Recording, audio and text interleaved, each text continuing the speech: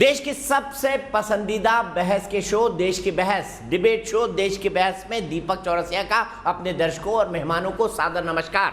आप जानते हैं देश की बहस का डिबेट का इकलौता शो है जो अपने शो के अंदर दर्शकों को अपने घरों से जोड़ता है और अपने बड़े बड़े पैनलिस्टों के साथ, बड़े बड़े राजनेताओं के साथ, एक्सपर्ट्स के साथ, डॉक्टर्स के साथ सीधा संवाद कराता है। इसलिए देश का यह इकलौता और अनोखा शो है। यही नहीं, टॉपिक क्या हो, विषय क्या हो, किस पर आज बहस हो, इसके बारे में भी हम आपकी राय लेते हैं और जिस विषय को सबसे ज्यादा मत मिलते हैं उसी को अपनी डिबेट का मुख्य टॉपिक बनाते हैं। अब जल्दी देख लेते हैं आज हमने आपको कौन से 3 सवाल दिए थे और आपने किसको सबसे बड़ा टॉपिक बनाया है। जाहिर है ये कोरोना ही होगा, लेकिन कोरोना का कौन से पहलू को आज हम डिस्कस करेंगे। आज कोरोना को लेकर कई डेवलपमेंट हुए। राहुल गांधी ने प्रधानमंत्री को चिट्ठी लिखी तो सोनिया गांधी ने कहा कि सरकार पूरी तरह से नाकाम हुई है। सोनिया गांधी ने यह भी कहा कि सेंट्रल विस्टा प्रोजेक्ट जिसमें नए संसद भवन को बनाया जा रहा है वो एक गैर जरूरी खर्चा है।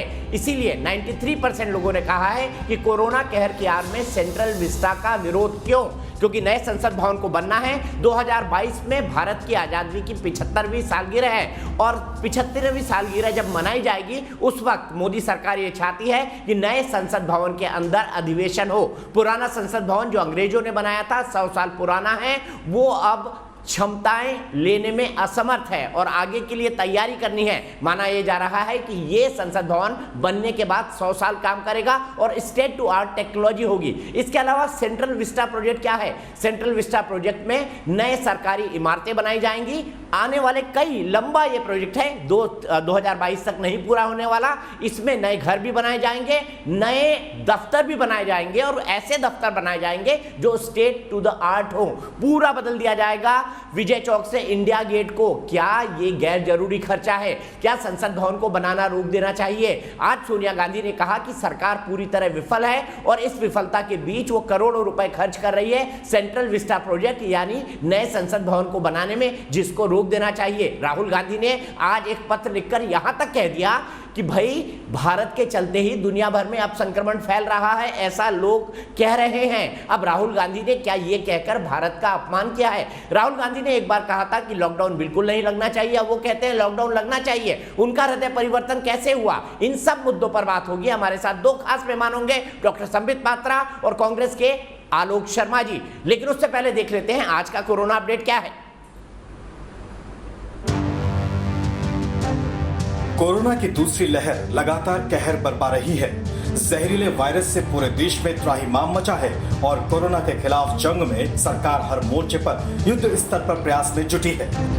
लेकिन विपक्षी दल महामारी का सामना करने की जगह सेंट्रल विस्टा को निशाना बनाकर राजनीतिक रोटियां सेकने लगे हैं। कोरोना की लड़ाई में सकारात्मक भूमिका निभाने की जगह ट्विटर वॉर छिड़ चुका है और कांग्रेस नेता राहुल गांधी ने ट्वीट किया है कि सेंट्रल विस्टा आपराधिक बर्बादी है।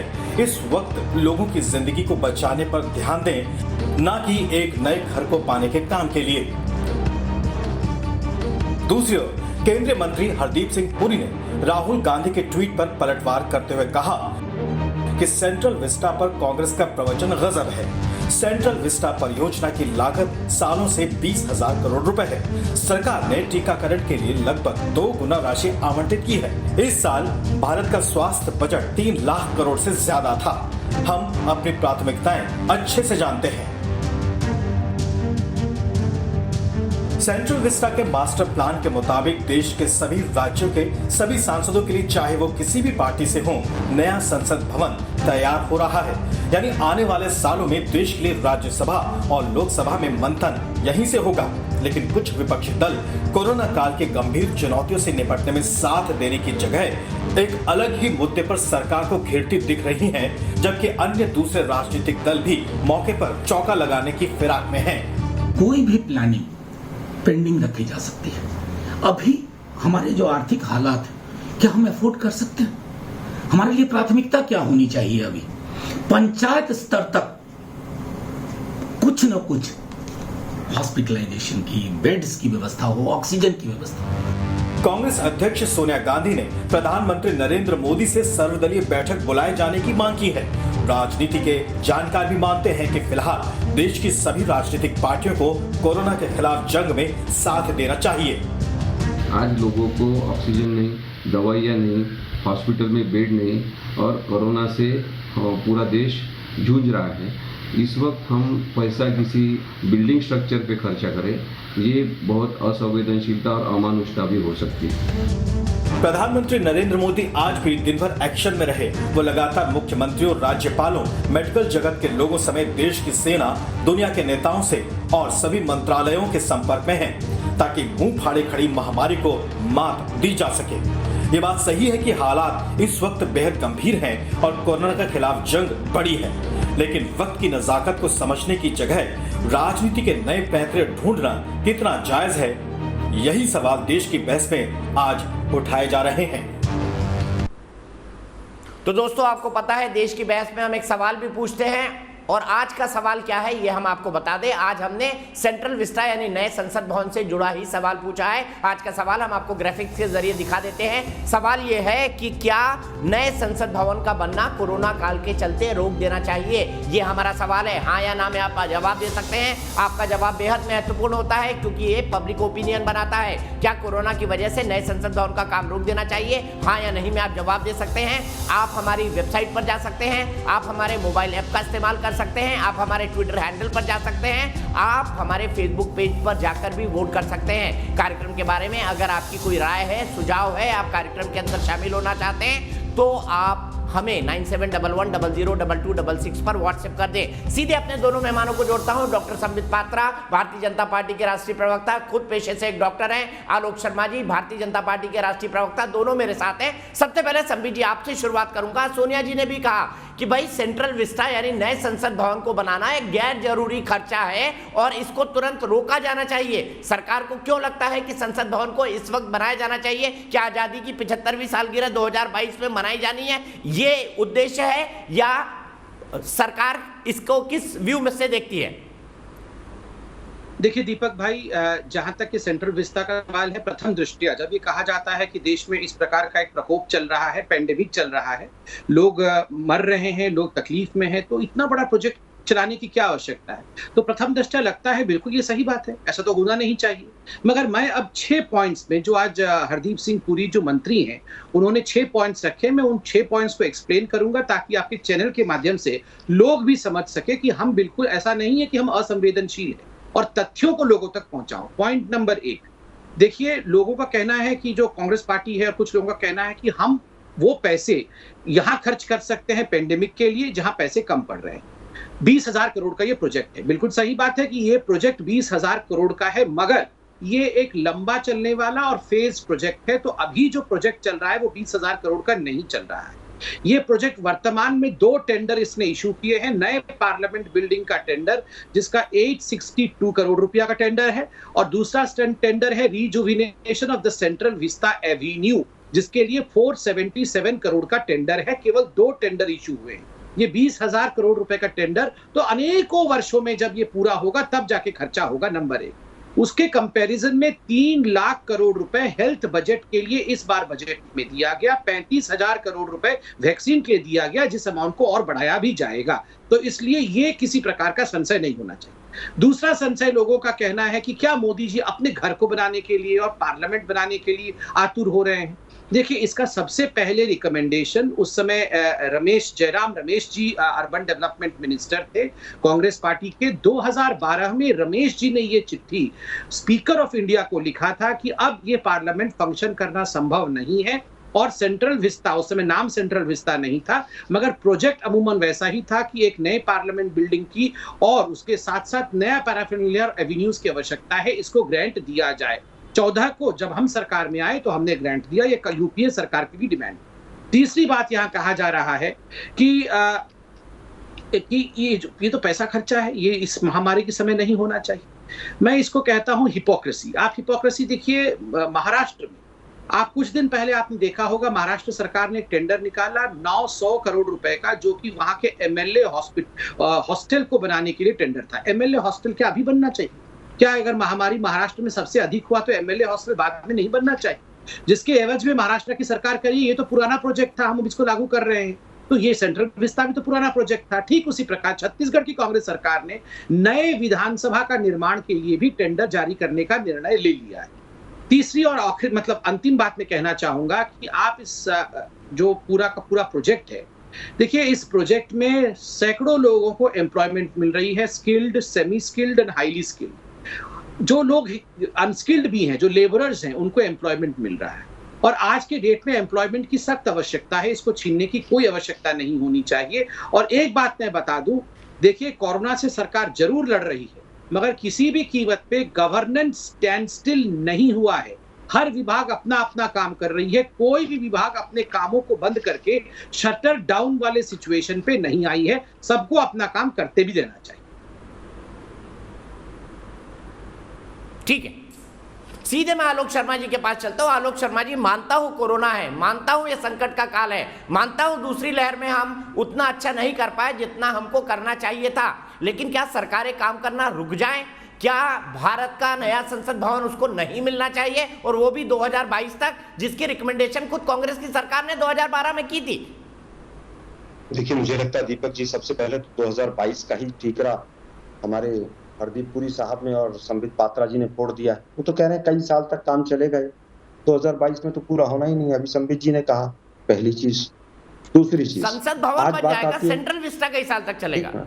एक मिनट सर, 2022 की तो बहुत सारी और भी घोषणाएं थी कि डबल हो जाएगी किसानों की आमदनी। हो गई क्या? सबको घर मिल जाएगा, सबको छत मिल जाएगी। इतने लंबे चौड़े वादे हैं, मेरे पास पूरी लिस्ट पड़ी है मोदी जी के भाषणों की। 2022 तक क्या क्या हो जाएगा? केवल एक अपना घर और सेंट्रल विस्टा बनना था, वो बनेगा। दूसरी चीज, अनेकों वर्षों में, अभी कहा साहब, तो अनेकों वर्षों का प्रोजेक्ट है। संबित जी के शब्द है, मेरे नहीं। दूसरा शब्द इन्होंने कहा 3 लाख करोड़ का बजट हमारा हेल्थ का है। अरे भाई, हम तो पूछ रहे हैं 35,000 करोड़ वैक्सीनेशन के लिए रखा था भाई बजट में, उसमें से कितने खर्च हो गए? और पीएम केयर्स फंड में कितना पैसा आया और उसमें से कितना खर्च हो गया, जरा वो बता दीजिए। इन्होंने कहा साहब छत्तीसगढ़ की सरकार ने भी अपने प्रोजेक्ट को अप्रूवल दी है। उन्होंने भी कहा है कि नया विधानसभा बनना चाहिए, बनना शुरू नहीं किया है, कोई बजट अलोकेशन नहीं किया है। इन्होंने कहा साहब एम्प्लॉयमेंट मिलेगी, 7 साल से एम्प्लॉयमेंट तो दे रहे थे, फिर क्या जरूरत पड़ी थी कि भाई 20,000 करोड़ खर्च करके एम्प्लॉयमेंट देंगे? इतनी मेहनत की मोदी साहब ने कि 45 वर्षों में सबसे ज्यादा अनएम्प्लॉयमेंट बढ़ा दी। देश के पहले प्रधानमंत्री हैं, कोरोना से पहले के आंकड़े बता रहा हूँ। इन्होंने कहा साहब गवर्नेंस तो पूरी तरह से चल ही रही है।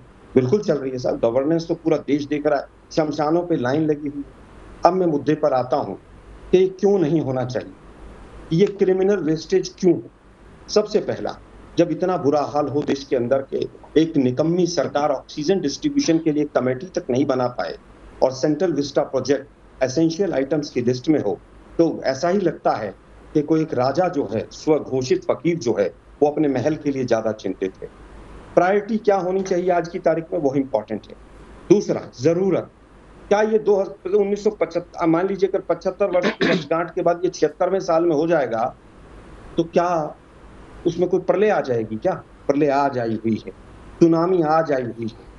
दूसरा विषय, लीगल एंगल। आपको याद होगा 7 दिसंबर को सुप्रीम कोर्ट में लास्ट डेट थी, 10 तारीख को शिलान्यास था। ये पुराना प्रोजेक्ट नहीं था, संबित जी झूठ बोल रहे हैं कि ये पुराना प्रोजेक्ट था। 10 तारीख को शिलान्यास हुआ है और 7 तारीख को सुप्रीम कोर्ट में डेट थी। और तुषार मेहता का जो हलफनामा है, जिसमें सुप्रीम कोर्ट ने 1 दिन नहीं दिया था इनको जवाब देने के लिए, कहा था 5 मिनट में सरकार अपना स्टैंड क्लियर करे। और उस ऑर्डर को पढ़िए सुप्रीम कोर्ट वाले को संबित जी, उसमें लिखा है पूरी सुनवाई होने तक कोई काम ना हो, शिलान्यास की परमिशन है आपको, बाकी बंद कर दीजिए, कोई मेजर चेंजेस नहीं होंगे। सुप्रीम कोर्ट नाराज था कि हम आपकी बात का सम्मान कर रहे हैं, आप हमारी बात का सम्मान करेंगे। ये सुप्रीम कोर्ट की ऑब्जर्वेशन है। निर्माण कार्य आप नहीं करेंगे, आपके ऊपर अगर दबाव है तो आप बताइए कौन सा दबाव है कि आपको तुरंत चाहिए। आज तक जवाब नहीं गया सुप्रीम कोर्ट को कि क्या दबाव है कि पार्लियामेंट इसी समय कोरोना के समय में चाहिए। 1 मिनट, अंतिम बात कहना चाहूंगा मैं। आपने एक बात कही कि राहुल गांधी जी ये कह रहे हैं कि हमारा अंतरराष्ट्रीय जगत में बदनामी हो रही है। आप मीडिया चेक कीजिए इंटरनेशनल का, कि आप कह रहा है मीडिया, लाशों की लाइन लगी है, अभी भी हमें अपनी मतलब छवि की चिंता है। श्रीलंका जैसे देश ने हमारी फ्लाइट्स को कैंसिल कर दिया है। 1-1 महीने के लिए देश हमारी फ्लाइट को कैंसिल कर रहे हैं। क्यों कर रहे हैं? उनको डर है कि कहीं जो नया स्ट्रेन इंडिया में है वो वहां से वहां तक ना पहुंचे। ठीक है, क्या ये सच इस नहीं मुद्दे है? पर आएंगे आप, तब तक बिल्कुल इस हम- मुद्दे पर आएंगे। एक मिनट, आलोक जी, सुप्रीम कोर्ट बिल्कुल इस यही मुद्दे कह पर रहा है आएंगे। कि आप पहला सवाल शत्रुमुख की सेंट्रल तरह विस्ता वाला ले लेता हूं गर्दन आलोक कब जी तक से। छुपाए रहेंगे। मैं बिल्कुल वक्त दूंगा आपको, जी, ठीक है, मैं जवाब मैं ले जवाब लेता हूं। देता हूं। सुप्रीम कोर्ट आपको कह रहा है कि आप निर्माण नहीं कर सकते। फिर संबित पात्रा जी, निर्माण ये क्यों? ये आरोप मैं नहीं, आलोक शर्मा जी लगा रहे हैं। सुप्रीम कोर्ट में सुनवाई चल रही है। सुप्रीम कोर्ट ने इस प्रकार का कोई आदेश नहीं जारी किया है। अगर सुप्रीम कोर्ट ने आदेश जारी किया होता तो कोई भी निर्माण कार्य नहीं कर, बल्कि सुप्रीम कोर्ट में तो लोग गए थे ये भी कि शिलान्यास ना हो, उस पर भी रोक लग जानी चाहिए। प्रतिबंध सुप्रीम कोर्ट ने लगाया नहीं। इससे पहले भी कई लोग सुप्रीम कोर्ट गए थे, अभी भी विचाराधीन है और कोई भी सुप्रीम कोर्ट का अवमानना नहीं कर सकता है। आप भी जानते हैं, कंटेम्प्ट लग जाएगा। देखिए, करके जवाब देता हूं। पहले इन्होंने कहा मोदी जी ने तो 2022 तक बहुत सारे वादे पूरे किए थे। क्या सारे वादे पूरे हो गए जो विस्ता वाला वादा चल रहा है? वैसे तो इंदिरा गांधी से पहले नेहरू जी, उसके बाद राजीव गांधी, सोनिया जी, सभी कहते थे गरीबी हटा दो, गरीबी हटा दो। अगर वो वादे उसी जमाने से पूरे हो जाते तो अब तो आज तो कोई लड़ने की भी आवश्यकता नहीं होती, देश में ही शांति होती, हजारों हजार हॉस्पिटल होते, सब कुछ हो जाता। दूसरा, इन्होंने कहा कि अनेकों वर्षों तक तो ये प्रोजेक्ट चलेगा, तो 2022 तक का आपका जो वादा है वो झूठा है। देखिए, मैंने आपको कहा कि 2 विषयों का टेंडर हुआ है, केवल 2 सब प्रोजेक्ट्स का। ये प्रोजेक्ट 20,000 करोड़ का हो सकता है। उनमें से एक सब प्रोजेक्ट पार्लियामेंट बिल्डिंग का है जो कि 862 करोड़ का है और जिसका टेंडर हो चुका है। हाँ, 2 वर्षों में ये कंप्लीट होना है, तो हमारा विषय है पार्लियामेंट कंप्लीट हो जाएगा। तीसरा विषय है, आपने कहा कि 35,000 करोड़ रुपया का किया हुआ, पीएम केयर्स फंड का क्या हुआ? पीएम केयर फंड को भी लेके सुप्रीम कोर्ट गए थे। आप याद करिए, सुप्रीम कोर्ट ने भी उसमें सुनवाई की थी और इसका तो ऑडिट होता है। अभी भी आप देखिए किस प्रकार पीएम केयर फंड के माध्यम से वेंटिलेटर भेजे गए छत्तीसगढ़, मगर 250 वेंटिलेटर वहां धूल खा रहे थे। मुझे लगता है इतना डिबेट करने से अच्छा है कि वो धूल हटा करके वेंटिलेटर का इस्तेमाल करे छत्तीसगढ़। अभी अनएम्प्लॉयमेंट और गवर्नेंस के ऊपर बहुत कुछ कहा गया। देखिए, मुझे लगता है स्पेसिफिसिटी के ऊपर कहा जाए। हमारी सरकार एम्प्लॉयमेंट नहीं दे पा रही है, दे पा रही है, गवर्नेंस कर पा रही है, नहीं कर पा रही है, इसका जवाब तो जनता देगी। मगर अगर एम्प्लॉयमेंट मिल रहा है या नहीं मिल रहा है, इस पर हम डिबेट करें। सेंट्रल विस्ता में एम्प्लॉयमेंट मिल रहा है और इस कारण से ये कंटिन्यू होता रहना चाहिए। तीसरी बात, इन्होंने कहा कि महल में मोदी अपने महल के लिए बना रहे हैं। नहीं, हमेशा के लिए कोई भी ना तो पीएम हाउस में और ना ही पार्लियामेंट में रहने वाला है। उसी पार्लियामेंट में कांग्रेस के भी अगर सांसद चुन के आएंगे तो वो भी बैठेंगे और ये किसी का महल नहीं है। याद रखिए, हम लोग अपने लिए कुछ नहीं कर रहे हैं। ये जो भी प्रॉपर्टी है, ये देश, हम नेशनल हेराल्ड नहीं बनाते। हमारे पास कोई महल नहीं है नेशनल हेराल्ड के नाम पे कि हर शहर का सबसे बड़ा बिल्डिंग जो होगा वो हमारे परिवार के नाम पे होगा। ये जो भी है, ये जो भी आप देख रहे हैं, ये सब कुछ जनता का है, ये जनार्दन का है, कांग्रेस का भी है, समाजवादी पार्टी का भी है। और अंत में इन्होंने कहा कि लीगल एंगल में आप बिल्कुल विजिट करिए live law bar and bench और देख लीजिए, सुप्रीम कोर्ट ने अभी तक किसी प्रकार की रोक नहीं लगाई है, नहीं लगाई। मैं उत्तर देता हूं एक एक पॉइंट का। सबसे पहले ठीक है, मैं सुप्रीम सीधे कोर्ट से आलोक जी शुरू के कर पास लेते हैं। जाता हूं। आलोक जी, अगर संसद भवन बन रहा है, अगर सेंट्रल विस्टा प्रोजेक्ट बन रहा है, अगर ये नई बिल्डिंग बन रही है तो ये तो देश की है ना। प्रधानमंत्री का नया देखिए, निवास मुझे बन रहा है लगता तो ये भी देश का है ना। हमेशा के लिए प्रधानमंत्री थोड़ी बैठेंगे उसके अंदर। और अगर देश को नया संसद भवन मिल रहा है आजादी के 75वीं सालगिरह में, तो गलत क्या है? मिलना चाहिए, क्योंकि पुराना संसद भवन बोझ लेने में असक्षम है। देखिए, मुझे लगता है बोझ लेने में अक्षम है। सुप्रीम कोर्ट में इसका अभी तक जवाब नहीं गया, क्यों अक्षम है। 75 साल जो संसद भवन काम कर सकता है, वो 2 साल या 1 साल 3 साल कोरोना के टाइम में क्यों नहीं रुक सकता है? इसका उत्तर किसी के पास है? नहीं है। दूसरी चीज, सुप्रीम कोर्ट की बात है, तुषार मेहता का एफिडेविट पढ़िए, उसमें साफ लिखा हुआ। सुप्रीम कोर्ट की सारी जो ऑब्जर्वेशंस पॉइंट फॉर्म में है, उनको पढ़िए, क्या लिखा है उसके अंदर। यहाँ तक लिखा है कि आप हमारा सम्मान, हम आपकी बात का सम्मान कर रहे हैं, शिलान्यास करने दे रहे हैं, आप डेवलपमेंट के काम को नहीं करेंगे। ये ऑर्डर अभी तक पूरा फ्रेम नहीं हुआ है, लेकिन उसमें साफ लिखा हुआ, इसको पढ़िएगा जरा ध्यान से। दूसरी चीज, इन्होंने कहा गरीबी हटाओ। हमारे समय में गरीबियां हटी, चाहे वो नेहरू जी का टाइम हो, चाहे इंदिरा जी का टाइम हो। और आज भी जिन हॉस्पिटल्स में इलाज हो रहा है, वो सब कांग्रेस के मैक्सिमम बनाए हुए। देश की राजधानी में ना केजरीवाल ना मोदी ने एक हॉस्पिटल नहीं बनाया। दूसरी चीज, इन्होंने कहा गरीबी हटाओ। अरे भाई, गरीबी हटाने की तो बात दूर थी। मोदी साहब ने 7 साल में 12 करोड़ लोग गरीबी रेखा के नीचे पहुंचा दिए हैं। ये पहले प्रधानमंत्री हैं। गरीबी रेखा की बात कर रहे हैं आप, गरीबी की बात कर रहे हैं, जाके पूछिए गरीबों से क्या हाल है उनका आज। दूसरी चीज, पीएम केयर्स फंड की इन्होंने कहा ऑडिट है। क्या सीएजी ऑडिट कर सकता है पीएम केयर्स फंड का? अरे देश का जो चिन्ह है हमारा 3-4 शेर का जो है, उसके अंदर भी उसको लगाकर आप लोगों ने विदेशों से सहायता मांगी और उसका सीएजी ऑडिट नहीं कर सकता। ये पहली बार हुआ है। आप बताइए कि प्रधानमंत्री के नाम से डोनेशन मांगी जा रही है, देश का हमारा जो चिन्ह है उसको एल्बम जो है उसको लगा करके डोनेशन मांगी जा रही है, लेकिन सीएजी ऑडिट नहीं कर सकता। सुप्रीम कोर्ट किस तरह के फैसले करता है वो पूरा देश देख रहा है आज की तरफ। दूसरी बात इन्होंने वेंटिलेटर्स की कही, ऐसे ऐसे लोगों को वेंटिलेटर के ठेके दिए गए जिन लोगों ने कभी कहीं पर भी एक ऑक्सीमीटर नहीं बनाया है। आज भी महाराष्ट्र गवर्नमेंट में नासिक के हॉस्पिटल में 168 वेंटिलेटर धूल चाट रहे हैं। वो इसलिए चाट रहे हैं कि डॉक्टर्स कह रहे हैं कि अगर ये लगा दिया तो पेशेंट का मरना तय है। आपने ऐसे ऐसे अपने हमारे दो लोगों को इस तरह के आप लोगों ने वहां पर टेंडर दिए। दूसरी चीज इन्होंने कहा साहब ये तो सबका होगा, वो जो 7 मंजिला इमारत आपने 5 स्टार होटल अपने उसके लिए बनाया है ना, ऑफिस के लिए, आज सुब्रमण्यम स्वामी साहब ने कहा है कि नोटबंदी का जो सारा पैसा है वो जो तमाम ऑफिस में लगा है। आज उन्होंने एक बात कही है, सुब्रमण्यम स्वामी जी का ट्वीट पढ़िए कि बीजेपी को चाहिए कि अपना जो ऑफिस नया बनाया है उसके लिए उसको कोरोना के लिए खोल दे। क्या खोल देगी बीजेपी? नहीं खोलेगी। नोटबंदी के बाद हर जिले में जो कार्यालय बना था उसका क्या हुआ प्रभु?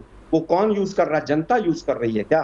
मुझे लगता है कि देश की जनता अब समझ गई है कि कितना निष्ठुर प्राणी है ये व्यक्ति। इसको कोई मतलब नहीं, इसको किसी दुनिया जहान से कोई मतलब नहीं है। इसका एक उदाहरण है दीपक जी, कोरोना के टाइम में जो प्रधानमंत्री 9,000 करोड़ के जहाज में बैठकर चलता हो और 3 करोड़ रुपए आलोक थोड़ा संक्षेप में रखते, मैं दोनों को पूरा वक्त दे रहा हूँ, एक एक करके पॉइंट रखते हैं, इसका जवाब ले लेते हैं, फिर मैं आपके पास आता हूँ। संबित पात्रा जी, उससे पहले मैं 2 ट्वीट पढ़ के बताना चाहता हूँ राहुल गांधी जी के। आलोक जी प्लीज, आलोक जी मुझे पता है आप दोनों आधे घंटे के लिए जुड़े हुए हैं, एक एक आर्गुमेंट करें बेहतर रहेगा। राहुल गांधी के 2 ट्वीट देखता हूँ।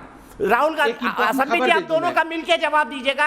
राहुल गांधी ने क्या कहा? राहुल गांधी ने पहले कहा लॉकडाउन लगना चाहिए और एक में लॉकडाउन बिल्कुल फेल हुआ रहा है, अब वो कह रहे हैं लॉकडाउन लगना चाहिए। ये कंफ्यूजन क्यों है राहुल गांधी के मन में? संबित जी ये जानना चाहता हूं। और आलोक जी की बात का जवाब कि ये तो गैर जरूरी खर्चा है, आपने तो नोटबंदी की मनी से अपना ऑफिस बना लिया, ये आरोप लगा रहे हो। देखिए अभी मैं आपको खबर दे दूं कि Supreme Court declines to hear the plea to stop work of Central Vista work. Supreme Court ने मना कर दिया कि हम इसको एंटरटेन नहीं करेंगे, सेंट्रल विस्ता के वर्क के ऊपर दिल्ली हाईकोर्ट सुनवाई करे। तो अभी तो कम से कम सेंट्रल विस्ता को लेकर जो बातें कही जा रही थी वो बातें विराम हो गई ना उस पे। ये कह रहे थे सुप्रीम कोर्ट ने ऐसा कह दिया, सुप्रीम कोर्ट अभी आप देख लीजिए न्यूज अभी सुप्रीम कोर्ट में हुआ है। सुप्रीम कोर्ट ने डिक्लाइन कर दिया है कि हम इस पे सुनवाई नहीं करेंगे और हम काम को नहीं रोकेंगे, क्योंकि मई 17 को दिल्ली हाईकोर्ट सुन रही है, इस पूरे विषय को दिल्ली हाईकोर्ट ही सुनेगी। तो ये बहुत बड़ा धक्का कांग्रेस पार्टी को है। दूसरी बात है, आप याद करिए ये वही कांग्रेस पार्टी है जो कांग्रेस पार्टी कह रही थी कि ये पीएम केयर फंड को लेके और उनके लोगों को सुप्रीम कोर्ट ही भेजा था, उल्टा वहां धक्का खा के सुप्रीम कोर्ट से वापस आना पड़ा। और पीएम केयर फंड जो पीएम रिलीफ फंड होता था जिसमें कांग्रेस पार्टी और सोनिया जी अध्यक्षा रही इतने वर्ष तक, उसका ऑडिट सीएजी नहीं करता था, उसका ऑडिट उनके घर के चार्टर्ड अकाउंटेंट करते थे। इतने वर्षों तक उनके घर के चार्टर्ड अकाउंटेंट करते थे, सोचिए जरा पीएम रिलीफ फंड का। तीसरी बात, इन्होंने हमारे ऑफिस की, हमारे दफ्तरों की बात की। कोई भी पॉलिटिकल पार्टी अपना दफ्तर बना सकता है, अपना ऑफिस बना सकता है। मैं तो नेशनल हेराल्ड बिल्डिंग की बात कर रहा हूं। पूरे भारतवर्ष के हर राज्य में इनके दफ्तर हैं, हर कैपिटल में, भोपाल से लेके लखनऊ से लेके दिल्ली में लेके 5,000 करोड़ का। मोदी जी को निष्ठुर कहते हैं, कम से कम सोनिया जी की तरह विदेशी तो नहीं है, इंडियंस का दर्द को समझते हैं मोदी जी। सोनिया जी क्या जानी इंडियंस के दर्द को, वो तो बाहर की हैं। वो तो 5,000 करोड़ रुपए लेकर जिस प्रकार से उन्होंने खुद अपना प्रॉपर्टी बनाया है पूरे हिंदुस्तान में, वो क्या बात कर रही है हमारे पॉलिटिकल ऑफिसेस की। पॉलिटिकल ऑफिसेस क्या कांग्रेस पार्टी की नहीं है? क्या कांग्रेस पार्टी ने अपने पॉलिटिकल ऑफिसेस को खोल दिया है? दीपक जी उत्तर दूं मैं? ठीक है आलोक जी, बिल्कुल आप जवाब दीजिए, लेकिन मैं एक सप्लीमेंट्री सवाल आपसे पूछना चाहता हूं। आपने राहुल गांधी के पत्र का उल्लेख किया था, उन्होंने कहा है भारत के कारण कोरोना फैल रहा है। अरे भाई, कोरोना चीन ने फैलाया पूरी दुनिया में कि भारत फैला रहा है? ये तो स्थापित तथ्य है ना। तो राहुल गांधी अगर आज की बात लिख रहे हैं तो पुरानी बात भी लिख देते कि दुनिया में कोरोना तो चीन की वजह से फैला है, ये भी लिखना चाहिए उनको लेटर में। देखिए बिल्कुल, वो शायद अगली बार जब ट्वीट करेंगे तो आपसे पूछ के करेंगे। फिलहाल तो जो तमाम देश जो हैं हमारे हवाई जहाजों पर और हमारे पैसेंजर्स पर बैन लगा रहे हैं, की जरूरत नहीं, उनके बहुत अच्छे कलाकार हैं। दीपक जी मुझे लगता है कि आज जो हालात, मेरा काम सवाल पूछना है, मैं सवाल पूछ रहा हूँ आलोक जी, और वही संबित पात्रा से भी पूछ रहा हूँ। दीपक जी चिंता नहीं करें, मैं आपके सवाल का उत्तर दे रहा हूँ। पीएम केयर्स फंड का सीएजी ऑडिट करता था, कौन कहता नहीं करता? बताइए जरा कौन करता था, नहीं करता?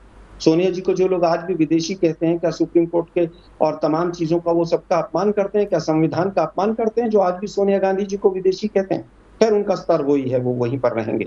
5,000 करोड़ की प्रॉपर्टी हो गई, 10,000 करोड़ की प्रॉपर्टी हो गई और 50,000 करोड़ की प्रॉपर्टी हो गई, उनका पुराना पूरी तरह से आदत रही। दूसरी चीज, 7 दिसंबर का जो पहले दिन का सुप्रीम कोर्ट का ऑर्डर है उसको पढ़िए जरा, क्या है तुषार मेहता का एफिडेविट क्या है, जरा पढ़ लीजिए। अब देश जान गया कि सुप्रीम कोर्ट और हाई कोर्ट्स को भी इन्होंने आपस में लड़ा दिया।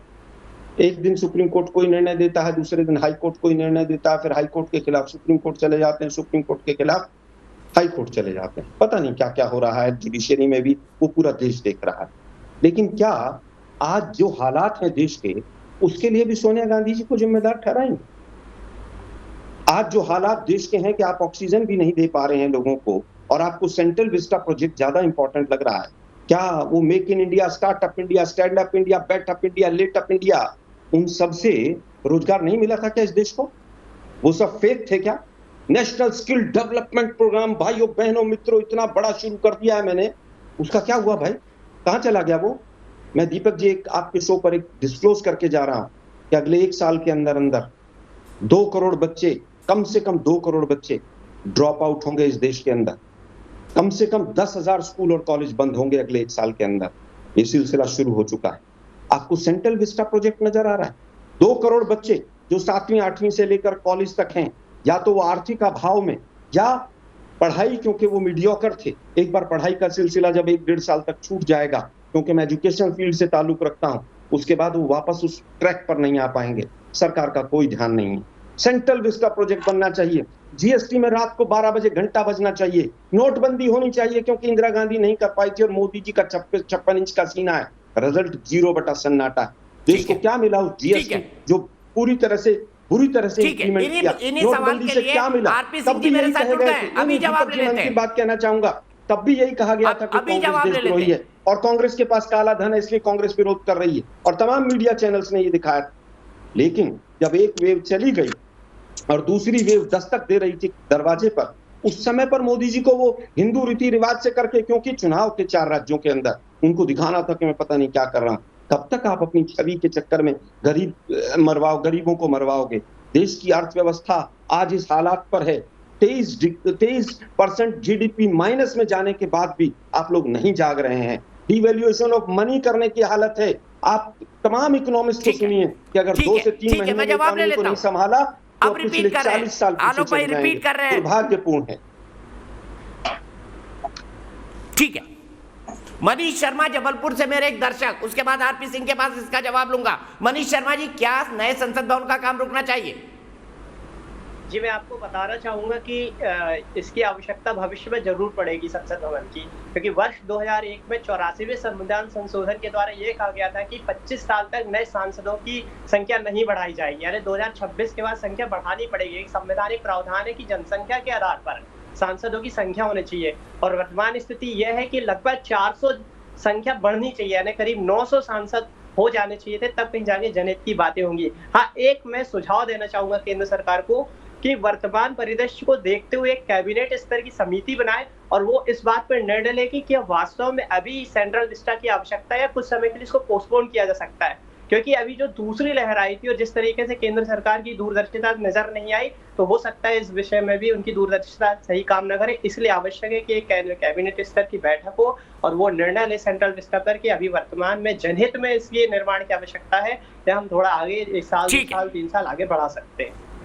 ठीक है, ठीक है, ठीक है। मनीष शर्मा जी, आपने 2 टूक बात कही, अच्छी बात कही, आपका विचार है, मैं आपके विचार का सम्मान करता हूं। सीधे आरपी सिंह के पास चलता हूं। आरपी सिंह, आप पर आरोप यह लग रहा है कि आप एक तरफ सेंट्रल विस्टा प्रोजेक्ट बनाने में व्यस्त है और दूसरी जब कोरोना की दूसरी लहर दस्तक दे रही थी, तब भारतीय जनता पार्टी पश्चिम बंगाल के अंदर चुनाव प्रचार में व्यस्त थी। ये आरोप तो आप पर लग रहा है और यही कांग्रेस पार्टी आप पर लगा रही है और यही कई सारे लोग भी कह रहे हैं आपको।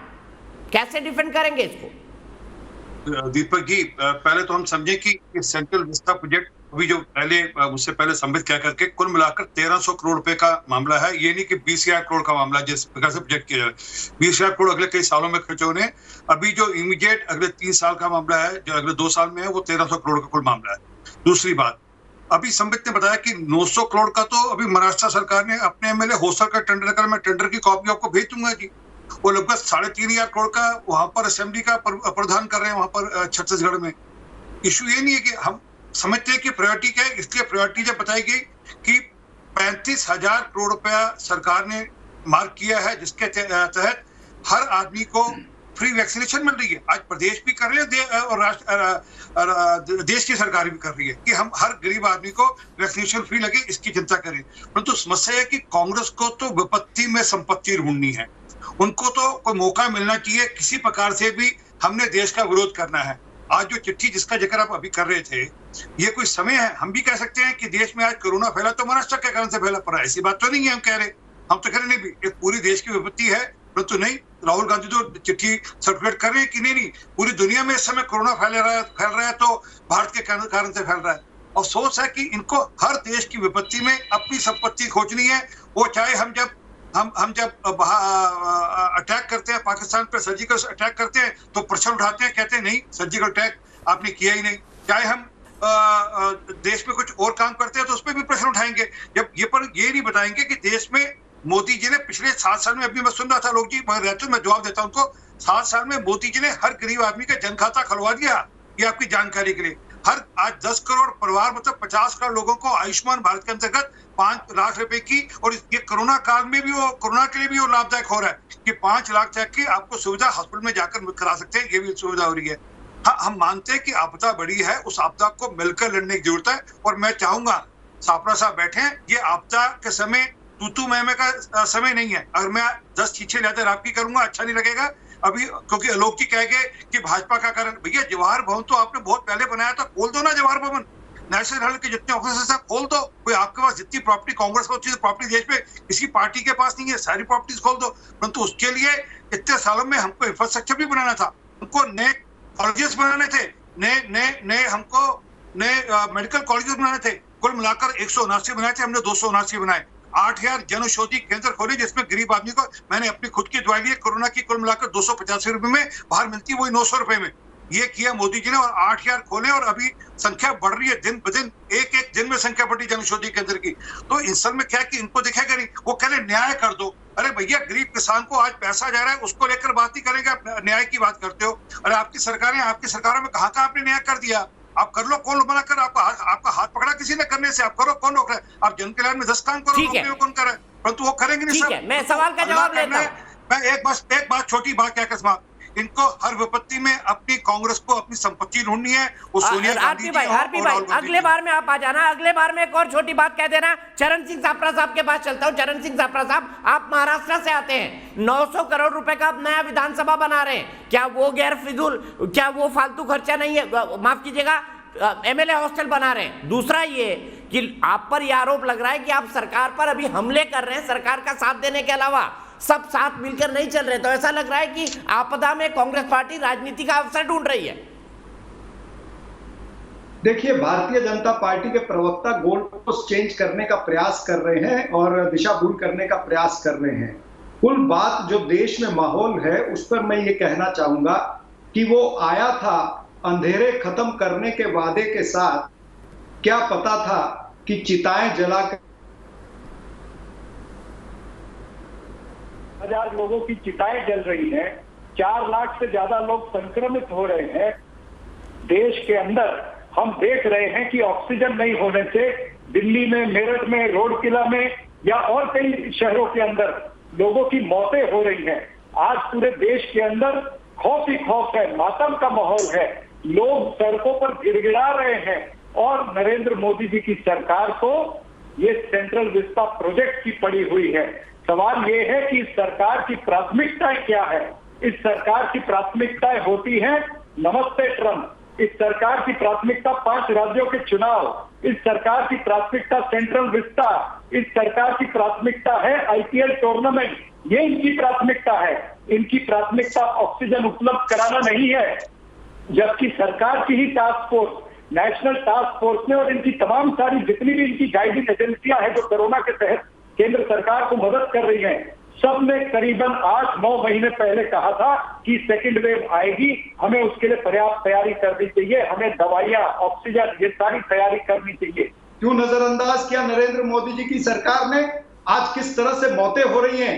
आज उत्तर प्रदेश के अंदर पशुओं के लिए 700 हेल्थ डेस्क बन जाते हैं, वहां पर थर्मोमीटर, थर्मोकेयर और ये थर्मल केयर और तमाम सारी चीजें उपलब्ध है, ऑक्सीमीटर उनके लिए उपलब्ध है, लेकिन मनुष्यों के लिए कुछ उपलब्ध नहीं है।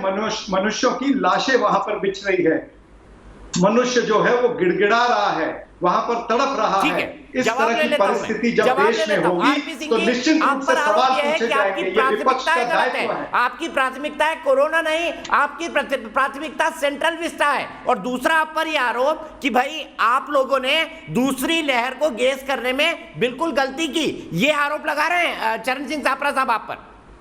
कम से कम 20 कम्युनिकेशन की होंगी हर राज्य सरकार को, वो लिखित गई, मौखिक गई, वीडियो कॉन्फ्रेंस के थ्रू गई, 20 मैसेजेस गए होंगे अलग अलग ढंग से, अलग अलग टाइप से, और लगातार गए ये कहते हुए कि तैयारियां करो अपने आप को। और उसमें मैं सब सरकारों को कह रहा हूं, मतलब ये नहीं कि बीजेपी या कांग्रेस की, मैंने कहा ना, परंतु कांग्रेस को तो हर बात पर अपने लिए कोई लाभ ढूंढना है, उनको तो मौका मिलना चाहिए। एक सुझाव ऐसा दिया सोनिया गांधी जी ने, राहुल गांधी ने, ये और कर ले तो और अच्छा होगा, ये और कर ले तो और अच्छा होगा। मैं कई बार सोचता हूँ, एक कौवा आता है मेरे सुबह आकर बैठता है, वैसे ही राहुल गांधी रोज सुबह आकर अपना एक ट्वीट कर देते हैं, कौ कौ कौ, परंतु कुछ निकलता नहीं कौ कौ करने से। सर निकलेगा जब आप कोई कंस्ट्रक्टिव सजेशन देंगे। आप रोज आकर कौ कौ करे, ट्वीट करे से फर्क पड़ने वाले, देश समझ रहे हैं कि आप राजनीति कर रहे हो। आपका एक कंस्ट्रक्टिव सजेशन हम सरकार मान्य करेगी, मैं आज कह रहा हूँ। और ये समय लड़ाई का नहीं है, ये समय है मिलकर एक साथ राज्य सरकारें और देश की सरकार एक साथ मिलकर इस समय हम कोरोना से लड़ाई लड़े, राजनीतिक लड़ाई ना लड़े। राजनीतिक लड़ाई लड़ने का मौका मिलेगा भी, और 2 साल बाद मिलेगा आपको ना, 2024 में लड़ना जितनी राजनीतिक लड़ाई लड़नी है आपने।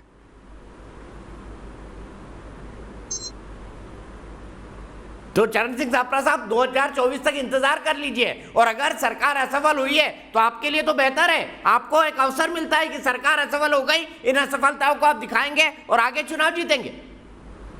दीपक जी, लोकतंत्र में विपक्ष का दायित्व होता है कि कहीं पर सरकार अगर गलती करे तो उसे पॉइंट आउट करना पड़ता है, उनको चेताया जाता है, उनको बताया जाता है। लेकिन ये तो इतने अहंकारी हैं कि ये कोई बात मानने के लिए तैयार ही नहीं है।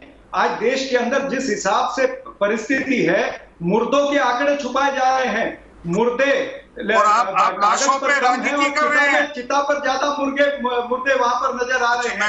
इस तरह की परिस्थिति जब देश में बन जाती है तो निश्चित रूप से प्रश्न पूछने पड़ते हैं। आज मुर्दे आपने देखे होंगे, आपके सब टीवी चैनल बता रहे हैं कि साइकिल पर मुर्दे की लाश जा रही है, वहां पर कोई हाथ गाड़ी पर जा रही है, या फिर ऑटो रिक्शा में मुर्दा जा रहा है। क्यों जा रहा है ये सब? क्या देश में मरने के बाद भी लोगों को सम्मान नहीं मिलेगा? मैं ये कहना चाहता हूं कि वैक्सीनेशन सर्टिफिकेट पर भी लगा रहे हैं, वहां पर भी मुर्दों के आंकड़े छुपाए जा रहे हैं, छत्तीसगढ़ पे भी लगा, पंजाब पे भी लगा। मेरी बात पूरी होने दीजिए। मैं तो ये कहता हूं कि नरेंद्र मोदी जी को फोटो छपाने का इतना शौक है, मेरी बात पूरी होने दीजिए एक सेकंड। उनको फोटो छपाने का इतना शौक है कि उन्होंने अपने वैक्सीनेशन सर्टिफिकेट पर भी अपनी फोटो लगाई है। एक फोटो जरा लोगों के डेथ सर्टिफिकेट पर भी लगा के देखें, क्योंकि लोग इनको लंबे समय तक याद रखेंगे कि जब मोदी का प्रशासन था तब इतनी मौतें हुई थी, ऑक्सीजन नहीं मिल रही थी। जो 5 ट्रिलियन की इकोनॉमी की बात कर रहे थे वो साधारण ऑक्सीजन नहीं दे पाए, रेमडेसिविर नहीं दे पाए, टोसिलिजुमाब नहीं दे पाए, हमको दर दर भटकना पड़ा। ऐसे विदेश से हमको ये सारी चीजें मंगानी पड़ी। जबकि सुनामी भी आई थी तो इस देश ने कभी बाहर के देशों से चीजें नहीं मंगाई, लेकिन आज ये कोरोना की सुनामी को कंट्रोल करने में विफल है, ये पूरा देश देख रहा है। कमाल की बात है। मैं 2 प्रश्न इनसे पूछूंगा, शांतनु और विवेक श्रीवास्तव दोनों को डिबेट में जोड़ूंगा। आरपी भाई आधा सेकंड सिर्फ। अच्छा ठीक है, आरपी भाई बताइए, कोरोना की सुनामी को रोकने में आप असफल रहे हैं और जगह जगह वो कह रहे हैं कि लाशों के आंकड़े अब तो लोग छुपाने लगे हैं, और यह आरोप मैंने कहा आपकी सरकारों पर भी लगा है। ये आंकड़े छुपाने वाला मामला आज हो नहीं सकता, क्योंकि आज सारा डिजिटल युग है, कोई छुपा सकेगा नहीं आंकड़े। परंतु इनको लाशों पर राजनीति करनी है। इनकी पंजाब सरकार अभी फिर आंदोलन करा रही है किसानों का, वहां पर फिर बॉर्डर पे, दिल्ली बॉर्डर पर किसान भेज रहे, कैप्टन साहब फिर भेज रहे हैं, उनको रोकेंगे नहीं। इनकी बहन जी, इनकी अरे रोका ही तो है, सुनो फिर विषय आएगा, फिर ये कहा जाएगा कि आपने आईपीएल टूर्नामेंट को इजाजत दी थी, फिर ये विषय आएगा कि कुंभ मेला को इजाजत दी, फिर ये विषय आएगा कि गुजरात के अंदर किस तरह से हजारों की संख्या में औरतें निकली वो मट्टी का वो पर्व मनाने के लिए। ये क्या चल रहा है? आपकी सरकारें जहाँ पर ढीली है, आपके नेता वहां जाकर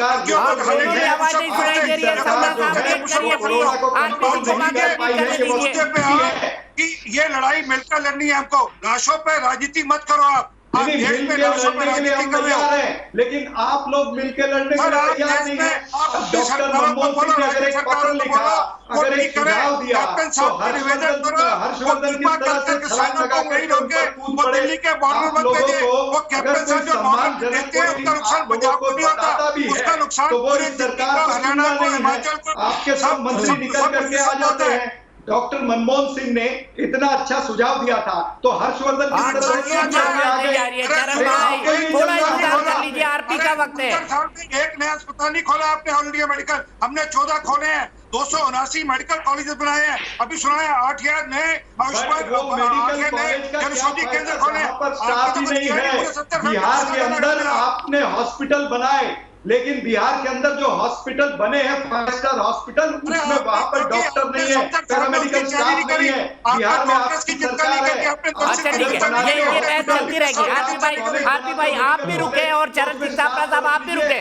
मैं शांतनु गुप्ता के पास जा रहा हूँ, सिर्फ शांतनु का ऑडियो प्लीज। चरण भाई, आरपी भाई एक दूसरे पर ना बोले, दर्शकों को कोई आवाज सुनाई नहीं पड़ती है। शांतनु जी, क्या कोरोना के नाम पर नए संसद भवन का विरोध उचित है? देखिए दीपक भाई, मैं काफी देर से दोनों प्रवक्ताओं को सुन रहा हूं। जो जितनी मेरी समझ है, शायद इन लोगों की ज्यादा समझ, जो सेंट्रल विस्टा का प्रोजेक्ट बहुत लंबे समय से पास हो रखा है, सारी सुप्रीम कोर्ट ने भी उसको मान्यता दी है। जो उसका 2000 करोड़ का बजट है वो 6 साल का बजट है, और वो एक साल में 3 साढ़े 3 हजार करोड़ बनता है। उसमें बहुत सारे हजारों लोगों को, इंजीनियर्स को, डिजाइनर्स को, मजदूरों को उसमें नौकरी मिलती है। और ऐसे बहुत सारे प्रोजेक्ट अलग अलग, एक्सप्रेसवे हैं, ऑडिटोरियम है। आजकल टेंडर दीपक भाई आप किसी भी राज्य का देख सकते हैं, आप राजस्थान का, पंजाब का, तेलंगाना का, किसी का भी टेंडर ऑनलाइन देख सकते हैं। और मैंने आपकी डिबेट में आने से पहले हर की वेबसाइट खोली, सब में 100, 500, 1000 करोड़ के टेंडर हैं भवनों के निर्माण के।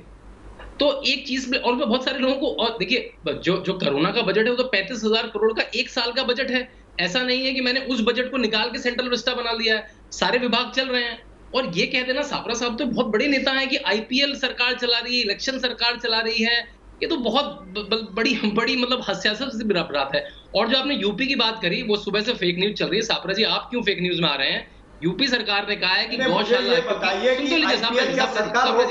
बस मैं छोटी सी बात कहूंगा, क्या सरकार इतनी असमर्थ है कि वो आईपीएल रोक नहीं सकती थी? देखिए आईपीएल से कुछ भी नहीं हुआ।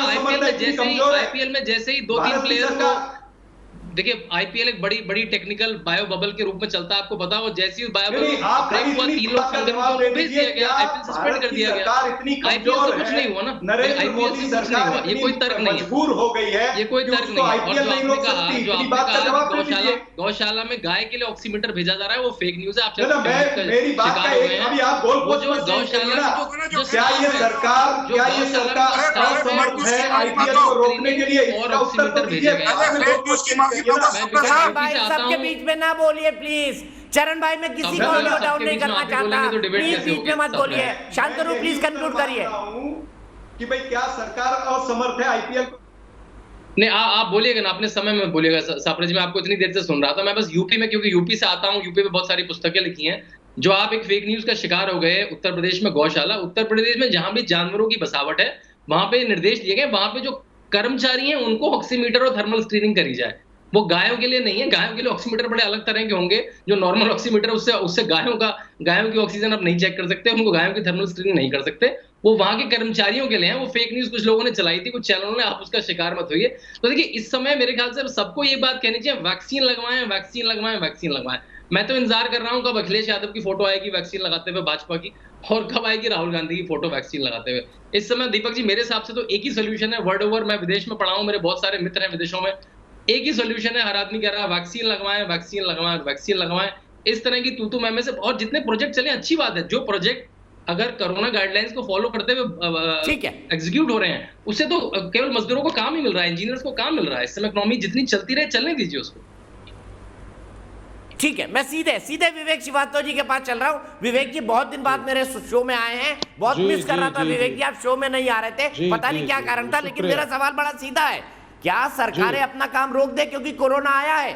वो चाहे लेफ्ट की सरकार हो, वो चाहे राइट की सरकार हो, वो चाहे कांग्रेस की सरकार हो, वो चाहे शिबू सोरेन की, हेमंत सोरेन की सरकार हो, क्या सब अपना काम रोक दे? देखिए, कुछ काम तो आपको रोकने पड़ेंगे। सेंट्रल विस्टा का प्रोजेक्ट और ये एम्प्लॉयमेंट की बात कर रहे हैं, ऐसे बहुत सारे अलग अदर कंस्ट्रक्शन प्रोजेक्ट्स हो सकते थे जिससे एम्प्लॉयमेंट लोगों को मिलती। ये प्रधानमंत्री सिर्फ अपने सपने पूरे करने के लिए कि एक और नया महल बनेगा जिसमें प्राइम मिनिस्टर रेजिडेंस होगा। क्या गलत है विवेक जी इसमें? नहीं, संसद आप सुनते रहिए, हम इस पे पहले डिबेट कर चुके हैं। संसद हो चाहे प्रधानमंत्री का घर हो, ये अभी प्रायोरिटी नहीं है। आपके देश में ऑक्सीजन नहीं है और ऑक्सीजन की कमी सिलेंडरों से लोग मरे हैं और हमें शर्मिंदा होना चाहिए। और ये कंस्ट्रक्शन प्रोजेक्ट छोड़ करके जितना पैसा हो कहीं से ला करके पहले रिसोर्सेज लाइए। डिबेट होती है कि फौज आने जा रही है, लेकिन ऑक्सीजन की कमी, दवाई की कमी, वैक्सीन की कमी में फौज करेगी क्या? एक साल से हमारी तैयारी क्यों खराब थी? क्या जरूरत पड़ी थी इस सरकार को पिछले 3 महीने में इतना सारा ऑक्सीजन एक्सपोर्ट करने के लिए जब देश में ऑक्सीजन नहीं था?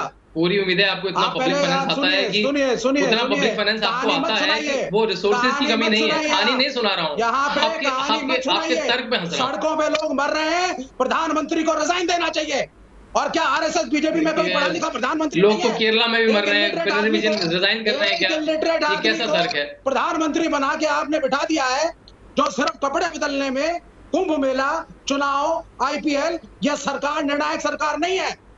क्या आईपीएल और बीजेपी, ये इसमें भारतीय जनता पार्टी और आरएसएस में कोई पढ़ा लिखा इंजीनियर, देश की 135 करोड़ जनता के बहुमत के साथ वो जीते हैं। बहुमत है, अगर बहुमत फेल हो गया है, मेरे मित्र विवेक श्रीवास्तव जी, मेरे भाई विवेक श्रीवास्तव जी, देश की जनता 135 करोड़ जनता के बहुमत से वो जीते हैं। प्रजातांत्रिक मूल्यों से और प्रजातांत्रिक तरीके से तय हुए मुख्यमंत्री है। शांतनु उनका इस तरह से विरोध करना चाहिए। नहीं, सुनिए, ये तो बिल्कुल ऐसा तर्क है कि आईपीएल मोदी करा रहे हैं, चुनाव मोदी करा रहे हैं, कुंभ मोदी करा रहे हैं, नमाज हैदराबाद में फोटो देखिए, वहाँ पे ईद उल फितर पे नमाज पढ़ी जा रही है, रमजान का महीना नमाज पढ़ी जा रही है, वो मोदी करा रहे हैं।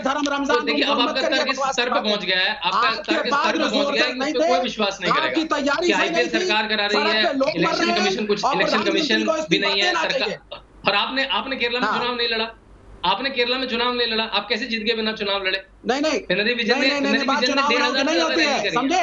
पिनराई विजयन ने 1,500 रैली करी है। पिनराई विजयन घर पे क्यों नहीं बैठ गए? आपको भी नहीं लड़ना था चुनाव, सिर्फ सरकार नहीं बनानी थी, कोरोना चल रहा था देश में, आपने बाइकआउट क्यों नहीं किया चुनाव का? कुंभ के मेले ना सारी पार्टियों आप लड़े तो सारे पार्टियों की मीटिंग बुलाते, कोई ना लड़ता। आप करे तो सेवा, ये करे तो अरे भैया ग्राउंड ले लीजिए ना। आपने तबलीगी जमात, आप चुनाव क्यों लड़े मुझे बताइए ना। विवेक श्रीवास्तव, आप चुनाव क्यों लड़े? कोरोना चल रहा था, नहीं लड़ते, बोलते थे कोरोना के संकट में हम चुनाव नहीं लड़ेंगे। कोरोना है, पिनराई विजयन ने 95% व्यक्ति क्या बात करते हैं? जब कोरोना की लहर केरल से ही पहली शुरू हुई थी, ये आपको भी पता होना चाहिए। केरल से ही दूसरी लहर शुरू हुई थी और उसी वक्त शुरू हुई थी जब आप चुनाव लड़ रहे थे। केरल में आज 9 दिन का लॉकडाउन लगा है, इस प्रधानमंत्री को मैनेजमेंट नहीं आता। ठीक है, आप चुनाव लड़े तो ठीक, बिल्कुल नहीं, सबको बाइकआउट करवाइए। आप करे तो माया, ये करे तो काया था। इलेक्शन कमीशन आप करे तो लीला और ये करे तो लीला, ये कौन लड़ाई? बिल्कुल नहीं, ये इलेक्शन कमीशन ने करवाया है, बीजेपी के कहने पे करवाया है, और कुंभ के मेले को रोकना चाहिए। अब इलेक्शन कमीशन पर आ गए, अब इलेक्शन कमीशन पर आ गए। मैं सीधे चलता हूँ, नवनीत कुमार जी मुरादाबाद से मेरे दर्शक जुड़ गए। नवनीत जी सुनिए, नवनीत जी सुनिए, विवेक भाई सुनिए। नवनीत कुमार जी, लेफ्ट की पार्टीज का बड़ा ऑब्जेक्शन है कि चुनाव क्यों हो गए, उनने भी चुनाव जीता केरल में, उसी वक्त दूसरी लहर आई थी। क्या आपको नहीं लगता कि अगर ये इतना आलोचना कर रहे हैं सरकार की, तो इनको तो केरल में चुनाव लड़ना ही नहीं चाहिए था और ये कहना था कोरोना चल रहा है तब तक चुनाव नहीं होने चाहिए? जी बिल्कुल जी, ये विपक्ष की जो पार्टी थी लेफ्ट को, उनको भी इस चीज से ऑब्जेक्शन होना चाहिए था कि चुनाव अभी कोरोना के चलते नहीं किए जाए, उन्हें पोस्टपोन किया जाए। और सबसे पहले देश को जो कोरोना है उससे लड़ने के लिए जो भी ऑक्सीजन, जो दवाइयां हैं, उनके लिए अपना अरेंज करना चाहिए था। और चुनाव भी एक रीजन रहा है इस टाइम पे कि जो हमारा देश सफर कर रहा है। इस चीज पे देश में डेली 4 लाख केसेज आ रहे हैं कोरोना के, और उसके अगेंस्ट लगभग 3-4 हजार की डेथ हो रही है। तो उसके लिए चुनाव आपको हमें पोस्टपोन करना चाहिए था, वो चीज हमें अपने ध्यान में रख के आगे करना चाहिए। और इस टाइम पे एक और ठीक है, बिल्कुल सही कहा नाम लीजिए आपने। मैं आपकी बात से ही आगे की बात बढ़ाऊंगा, लेकिन डिबेट में जरूर पूछूंगा विवेक श्रीवास्तव जी से। इस बात पर फंस गए भैया, अगर कोरोना था, प्रधानमंत्री चुनाव लड़ रहे थे, आप मना कर देते विवेक श्रीवास्तव जी, आपको किसने रोका था? क्योंकि आपको दूसरी बार सत्ता पाना था केरल के अंदर, इसीलिए आपने भी मना नहीं किया। ब्रेक के बाद यही सवाल पूछूंगा और यही से बहस शुरू होगी ब्रेक के बाद। तो देश की बहस में आपका एक बार फिर स्वागत है। हम बात कर रहे हैं सेंट्रल विस्टा प्रोजेक्ट क्या पैसों की बर्बादी है और कोरोना काल में नए संसद भवन को बनना रोक देना चाहिए। इसी पर बात करते हुए चुनाव की बात हुई कि बीजेपी चुनाव में व्यस्त थी और विवेक श्रीवास्तव जो कि लेफ्ट के नेता है, मैंने उनसे सवाल पूछा कि सबसे पहली लहर, दूसरी लहर केरल के अंदर आई थी जब वहां चुनाव चल रहे थे। अगर ऐसा था तो केरल में लेफ्ट पार्टीज ने और वेस्ट बंगाल में लेफ्ट पार्टी ने चुनाव का बायकॉट क्यों नहीं किया? सीधे इसी सवाल पर हम आगे बहस करेंगे। मेरे साथ बीजेपी से आरपी सिंह जुड़े हुए हैं, लेफ्ट से विवेक श्रीवास्तव जी जुड़े हुए हैं, पॉलिटिकल एनालिस्ट और शांतनु गुप्ता जी जुड़े हुए हैं और पत्रकार, और साथ ही साथ चरण सिंह सप्रा जी जुड़े हुए हैं, भारतीय राष्ट्रीय कांग्रेस के प्रवक्ता। लेकिन सबसे पहले चलता हूं, ललित शर्मा गाजियाबाद से मेरे एक दर्शक जुड़ गए हैं। ललित, क्या चुनाव होने चाहिए थे कोरोना काल के अंदर? और अगर होने चाहिए नहीं, अगर चुनाव आयोग करवा रहा था तो क्या लेफ्ट पार्टियों को लड़ना चाहिए था मोरल हाई ग्राउंड लेकर? क्योंकि वो कह रहे थे कि ये चुनाव का वक्त नहीं है। उस समय चुनाव को तुरंत रोक देना चाहिए था, क्योंकि इस महामारी को देखते हुए सरकार को तुरंत कदम उठाना चाहिए था। और रहा सेंट्रल विस्टा के प्रोजेक्ट का सवाल, तो सेंट्रल विस्टा के प्रोजेक्ट कुछ समय के लिए सरकार को तुरंत रोक देना चाहिए, जब तक देश इस महामारी से बाहर नहीं आता था।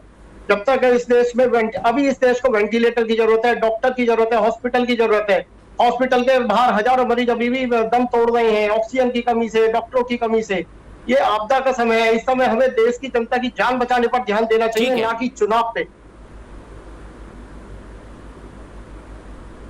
ठीक है, सीधे मैं विवेक श्रीवास्तव जी के पास चलता हूं। विवेक Srivastava ji, moral high ground लेने में तो आप माहिर हैं, तो आपको और पश्चिम बंगाल और केरल, जब केरल में तो सबसे पहले दूसरी लहर आई थी, वहां पर चुनाव का बायकॉट कर देना चाहिए था, कह देना चाहिए था कोरोना है, हम चुनाव नहीं लड़ते, और शायद सत्ताधारी पार्टी न लड़ती तो चुनाव आयोग को चुनाव को पोस्टपोन करना पड़ता। नहीं, ये मोरल हाई ग्राउंड क्यों नहीं लिया आपने?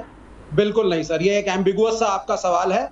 आपका सवाल होना चाहिए प्रधानमंत्री से कि प्रधानमंत्री मोरल हाई ग्राउंड लेने में आप टॉप हैं। अगर आप बीजेपी पर आरोप लगा रहे हैं तो आप पर भी लागू होता है ना, आपको चुनाव नहीं लड़ना था। एक बार दिल पे हाथ रखिए। ये अनपढ़, सुनिए, ये अनपढ़ प्रधानमंत्री बंगाल में जाकर भीड़ इकट्ठी करके भाषण दे रहा था, और आज ये दाढ़ी बढ़ा करके बैठ गए। बंगाल में तो आपने भी चुनाव लड़ा, आपके लोग भी भीड़ इकट्ठी कर रहे थे वहां पे। बंगाल में आप कैसी बात करते हैं सबको आकर? इंदिरा किचन ने 1,500 के लिए इस देश में प्रधानमंत्री के लिए थोड़ा सम्मानजनक शब्दों का इस्तेमाल करें विवेक श्रीवास्तव जी। देश की 135 करोड़ जनता ने उनको प्रजातांत्रिक ढंग से चुन के भेजा है। आप उनसे डिफरेंस हो सकते हैं, लेकिन संयम के शब्दों का इस्तेमाल करें। आपके पास मेरे सवाल का जवाब नहीं है, उसके लिए आप शब्दों का इस्तेमाल ना करें। मैं आप शब्दों का कोई ऐसा इस्तेमाल नहीं कर रहा हूं। इस प्रधानमंत्री ने, क्योंकि लैक ऑफ एजुकेशन है हमारे प्राइम मिनिस्टर में, लैक ऑफ प्लानिंग है, लैक ऑफ टीम है, इनके पास एक साल में इन्होंने कोरोना से लड़ने के लिए कोई प्लानिंग नहीं करी। ऑक्सीजन की कमी में आज भी लोग सड़कों पे दम तोड़ रहे हैं, और ये व्यक्ति सेंट्रल विस्टा अपनी रैली में एक पीपी किट्टी बनती थी, एक N95 मास्क थी देश के अंदर, इनकी एक पीपी किट्टी बनती थी, एक टेस्टिंग सेंटर नहीं था देश के अंदर। Minister should resign.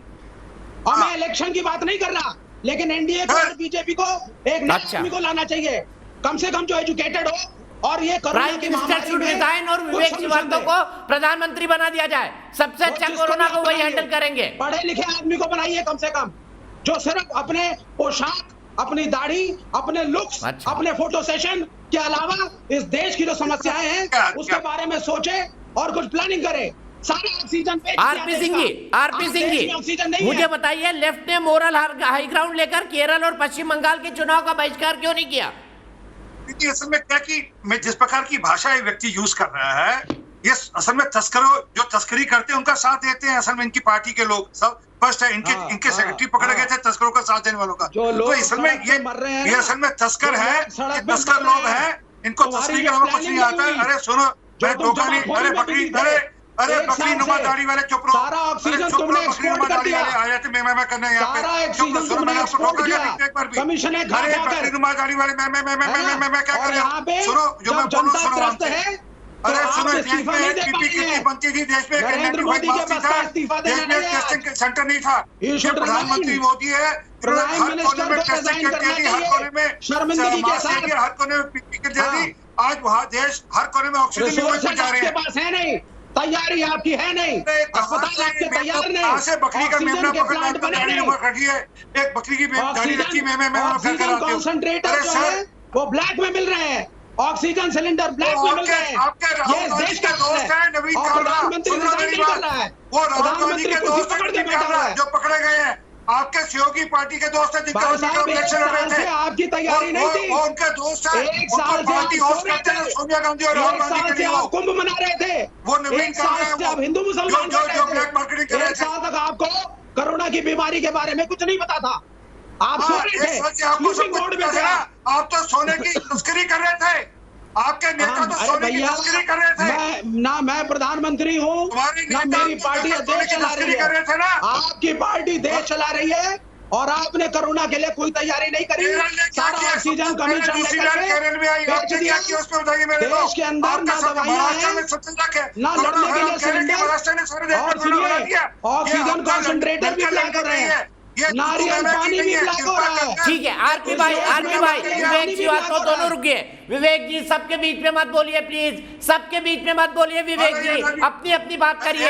RP Singh भाई, विवेक भाई दोनों रुकिए। शांतनु गुप्ता के पास चलता हूँ। विवेक श्रीवास्तव का लॉजिक आपके गलत करता है। शांतनु जी देखिए, मैं पिछले 2 हफ्ते से जब से 1 मिनट में आरपी भाई आपके पास आ रहा हूँ। दीपक भाई, जब से ये 2-3 हफ्ते से प्रचंड हुई है वेव, ये बड़ा कन्वीनियंट सा आर्गुमेंट आ चुका है। ये भूल चुके हैं कि स्टेट का सब्जेक्ट है हेल्थ, पब्लिक हेल्थ भी स्टेट का सब्जेक्ट है। केरला में कैसे केस है, महाराष्ट्र में कैसे केस है, सबने कन्वीनियंट आर्गुमेंट ढूंढ लिया है कि बस मैं इसे इंग्लिश में कहते हैं कि थ्रो द हॉट पोटैटो, तो ये मोदी की थाली में डाल दो, मोदी झेल लेंगे। तो बड़ा कन्वीनियंट सा आर्गुमेंट है, लेकिन जनता देख रही है। पिनराई विजयन ने भी 1,500 रैली करी है एक नुक्कड़ सभा में लाके, उन्होंने क्यों नहीं रोक दी। केरला में जैसे आपने दीपक भाई कहा सेकंड वेव निकली है, केरला में आज ही 9 दिन का लॉकडाउन क्यों करना पड़ा पिनराई विजयन को। तो इस समय देखिए जनता समझ रही, विवेक भाई आप एक चतुर हैं, चतुर प्रवक्ता है, पार्टी की तरफ से आते हैं, लेकिन इस समय जनता समझ रही है अब केवल मोदी जी पे ठीकरा फोड़ के कुछ नहीं होगा। सेकंड वेव ही जिसका प्रेडिक्शन कोई नहीं कर पाया। अमेरिका के हॉस्पिटलों में ऑक्सीजन खत्म हो गई, इटली के हॉस्पिटलों में ऑक्सीजन खत्म हो गई, बेड की कमी हो गई, बहुत सारी आपने ऑक्सीजन एक्सपोर्ट किया है देश देने से कुछ नहीं होगा। ऐसे तर्क देने से विवेक कुछ नहीं होगा। ऑक्सीजन एक्सपोर्ट आपके केरला के हॉस्पिटलों में क्यों नहीं ऑक्सीजन कम हुई, बताइए। केरला के हॉस्पिटल में ऑक्सीजन कम क्यों हुई? प्रिपेयर्ड थे, लेफ्ट की सरकार केरला के हॉस्पिटल में कम हुई, इसलिए केरला बचा रही है। पिनराई विजयन से बात करिए, केरला के हॉस्पिटल में ऑक्सीजन कम हुई सब में। मेरे पास खुद मैसेज आए, मुसलमान कर रहे थे। समस्या ये है 1,500 रैली पिनराई विजयन ने क्यों करी?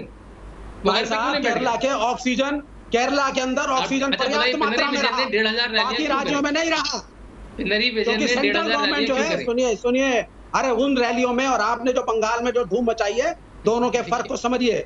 जो ऑक्सीजन सरप्लस केरला ने अन्य राज्यों को दिया है, सुनिए आप पहले, सेकंड वेव केरला से निकली है। अच्छा विवेक भाई अब मेरा कहने का मन कर रहा है, आप कह रहे हैं पिनराई विजयन और प्रधानमंत्री की रैलियों में अंतर था, तो मैं सिर्फ एक लाइन कहना चाहता हूँ, केरला के अंदर ऑक्सीजन मेरा कुत्ता कुत्ता आपका कुत्ता टॉमी, ये कैसे हो सकता है बताइए।